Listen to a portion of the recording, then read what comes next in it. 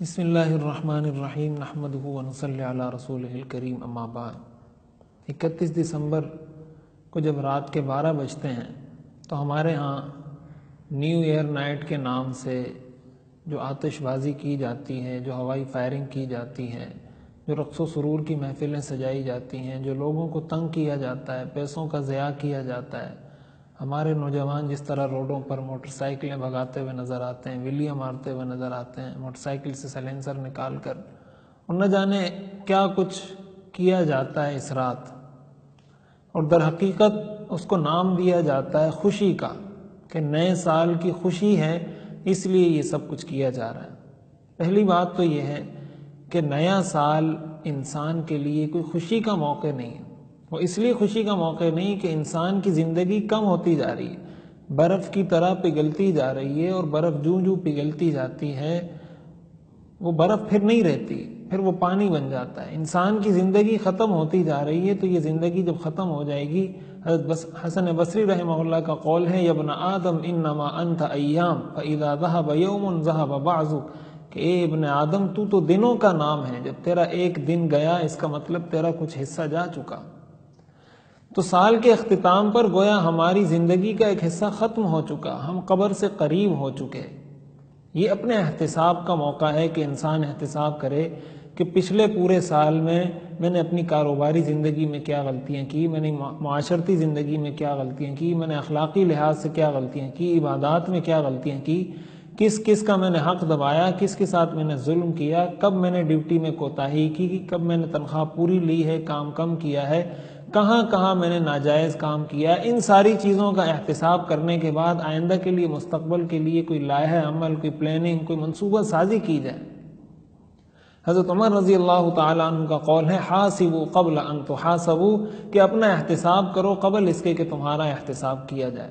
حضور علیہ الصلاۃ والسلام جب نیا چاند دیکھتے تھے تو آپ یہ دعا مانگا کرتے تھے، اللہم اہلہ علینا بالامن والایمان، کہ یا اللہ اس کو ہمارے لیے امن کا اور ایمان اور سلامتی کا ذریعہ بنا۔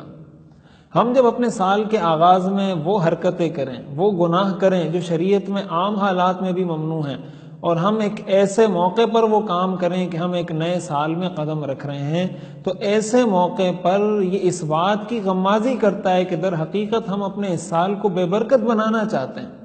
زبان سے تو ہم ہیپی نیو ایئر کہہ رہے ہیں، لیکن حقیقت میں ہم یہ چاہتے ہیں کہ ہمارا یہ سال مبارک نہ ہو، اس میں ہم خوش نہ ہو، اس میں برکتیں نہ ہو۔ اس کی وجہ یہ ہے کہ حضور علیہ الصلاۃ والسلام نے فرمایا، کل امر ذی بال لم یبدأ ببسم اللہ فہو ابتر، کہ ہر اہم کام اس کا آغاز اگر اللہ کے نام سے نہ کیا جائے تو وہ بے برکت ہوتا ہے، وہ مبارک نہیں ہوتا، وہ ہیپی نہیں ہو سکتا، اس میں انسان خوش نہیں ہو سکتا۔ تو ہم جب اپنے پورے سال کا آغاز بے برکتی کے کاموں سے کریں گے، گناہ کے کاموں سے کریں گے، تو پھر ہمارے اس سال میں کہاں ہمیں برکت نصیب ہوگی۔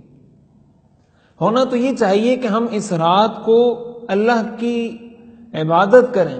اللہ کا شکر ادا کریں کہ اللہ تعالیٰ نے ہمیں یہ عمر عطا فرمائی، یہ زندگی عطا فرمائی، جس میں ہم جو کرنا چاہتے ہیں کر سکتے ہیں، جو نیکیاں کمانا چاہتے ہیں کر سکتے ہیں، جتنا اللہ کو راضی کرنا چاہتے ہیں کر سکتے ہیں۔ مرنے کے بعد انسان یہ کچھ نہیں کر سکتا۔ تو یہ تو شکر کا وقت تھا، اپنے احتساب کا وقت تھا۔ ہم نے مغرب کی اندھی تقلید میں، مغرب کی نقالی کے اندر ان کی دیکھا دیکھی وہ کام شروع کر دیے جس کی ہمیں ہمارا مذہب، جس کی ہمارا اسلام ہمیں ان چیزوں کی اجازت نہیں دیتا۔ اس لیے بحیثیت مسلمان سب سے پہلے ایک تو مسلم حکومت کی یہ ذمہ داری بنتی ہے کہ وہ اس طرح کی چیزوں پر پابندی لگائے، اس لیے کہ یہ لغو کام ہے، فضول کام ہے۔ اس کے اندر جس طریقے سے پیسوں کا ضیاع کیا جاتا ہے، قرآن کریم میں اللہ تعالیٰ نے ارشاد فرمایا، ان المبذرین کانوا اخوان الشیاطین، کہ جو پیسے کو فضول ضائع کرتے ہیں یہ شیطان کے بھائی ہیں۔ حضور علیہ الصلاۃ والسلام نے ارشاد فرمایا، من حسن اسلام المرء ترکہ ما لا یعنیہ، اسلام، کسی انسان کے اسلام کا حسن یہ ہے، اس کی خوبی اور اس کا کمال یہ ہے کہ انسان فضول کاموں سے اپنے آپ کو بچا لے، لایانی کاموں سے اپنے آپ کو بچا لے۔ یعنی شریعت تو ہمیں ان جائز کاموں سے بھی روکتی ہے جس میں نہ ہمارا دین کا فائدہ ہو نہ دنیا کا فائدہ ہو، تو کہاں وہ کام جس میں ہمارا دنیا کا بھی نقصان ہے، جس میں ہمارا دین اور آخرت کا بھی نقصان ہے، ایسی چیزوں کی شریعت میں کہاں اجازت ہو سکتی ہے؟ اس لیے جہاں حکومت کی ذمہ داری ہے وہیں والدین کی ذمہ داری ہے کہ وہ اپنی اولاد کی تربیت کس نہج پر کر رہے ہیں، کن خطوط پر اپنے بچوں کی تربیت کر رہے ہیں۔ کیا ان کو پتہ ہے کہ ان کا بیٹا، ان کا بچہ آج رات یا ان کی بیٹی آج رات نیو ایئر نائٹ منانے کہاں جا رہے ہیں،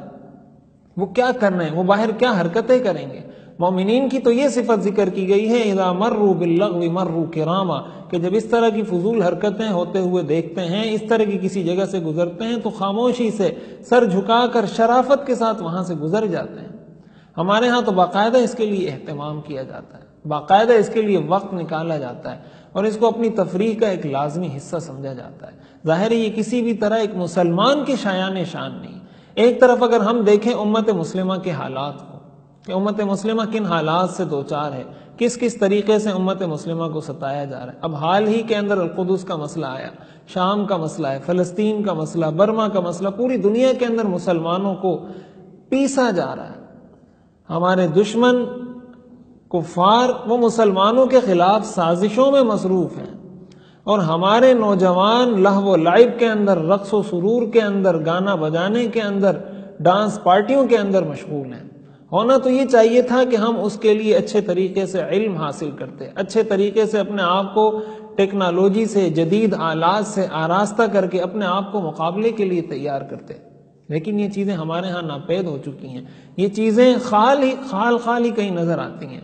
تو اگر ہم حقیقت میں عروج حاصل کرنا چاہتے ہیں، ترقی حاصل کرنا چاہتے ہیں، تو ہماری ترقی، ہمارا عروج اس چیز میں ہے کہ ہم اپنے آپ کو سمجھیں، اپنی اہمیت کو سمجھیں، بحیثیت مسلم قوم ہماری کیا ذمہ داری بنتی ہے اور بحیثیت مسلم فرد میری کیا ذمہ داری بنتی ہے۔ اس چیز کو اگر ہم سامنے رکھیں گے، یہ ہمارا مقصد زندگی ہوگا، تو پھر ہمارا ہر اٹھنے والا قدم، اس سے پہلے ہم خود یہ سوچیں گے کہ آیا میرا یہ اٹھنے والا قدم یہ امت مسلمہ کے مفاد میں ہے یا نہیں، یہ میرے ملک کے مفاد میں ہے یا نہیں، یہ مسلمانوں کے مفاد میں ہے یا نہیں۔ یہی پیسہ جو فضول اڑایا جاتا ہے، جو ضائع کیا جاتا ہے، اگر یہ پیسہ کسی غریب کو دے دیا جائے، کسی مستحق کو دے دیا جائے، کسی بیوہ کے گھر میں راشن ڈال دیا جائے، کسی یتیم بچے کی تعلیم کا بندوبست اس کے ذریعے کر لیا جائے، تو ساری زندگی کا صدقہ جاریہ بن سکتا ہے۔ لیکن ضرورت اس بات کی ہے کہ تھوڑی سی توجہ اس طرف کی جائے۔ اس لیے نوجوانوں کو بھی چاہیے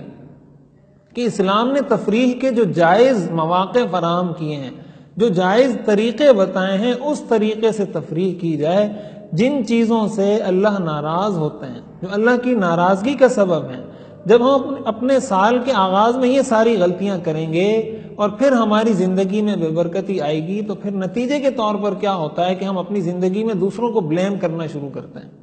ہمارے ہاں جو طرح طرح کی چیزیں مشہور ہیں کہ اس کی وجہ سے بے برکتی آ گئی، کالی بلی گزر گئی تو بے برکتی آ گئی، کسی نے جھاڑو مار دی تو بے برکتی آ گئی، صبح کسی سے بحث کر لی تو بے برکتی آ گئی، طرح طرح کی چیزیں بدشگونی کی ہمارے ہاں پھیلی ہوئی ہیں۔ ظاہر ہے کہ ان چیزوں کی شریعت میں کوئی حقیقت نہیں،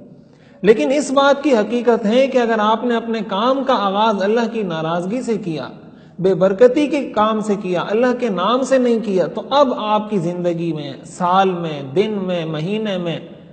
جس چیز کا آغاز بے برکتی کے کام سے کیا گیا اس میں بے برکتی آئی۔ چونکہ انسان اپنے آپ کو تو کبھی کہتا نہیں کہ میں گناہ گار ہوں، اس لیے وہ کسی بھی چیز پر ڈال دیتا ہے، وہ کسی چیز پر بھی ڈال دے کہ اس کی وجہ سے ہوا، اس کی وجہ سے ہوا، لیکن یہ بات وہ بھول جاتا ہے کہ اس سال کے آغاز میں نے کیا کیا تھا۔ اس سال کے آغاز میں آیا میں نے اپنے گناہوں پر توبہ کر کے آئندہ کے لیے زندگی شریعت کے مطابق گزارنے اور اپنا پورا احتساب کر کے یہ کام یہ سال میں نے شروع کیا تھا، یا اللہ کی ناراضگی کا کام کر کے اس سال کا آغاز کیا تھا۔ تو جس طریقے سے ہم اپنے سال کا آغاز کریں گے تو اسی طریقے سے ہمارا وہ سال گزرے گا۔ اس لیے اس رات کو اگر انسان چاہتا ہے کہ کچھ کرے تو وہ کرنے کا کام یہ ہے کہ اللہ کو راضی کر لے، اپنے سارے گناہوں کی معافی مانگے اور آئندہ کے لیے یہ عزم کرے کہ اپنی زندگی کو آئندہ ایک بامقصد زندگی، ایک بامقصد مسلمان کی طرح اپنی زندگی کو گزاروں گا، تب جا کر ہماری زندگی بدل سکتی ہے، ہمارے ماہ و سال تبدیل ہو سکتے ہیں اور ہماری زندگیوں کے اندر انقلاب، بہتری اور ترقی رونما ہو سکتی ہے۔ اللہ تعالی ہمیں عمل کرنے کی توفیق عطا فرمائے۔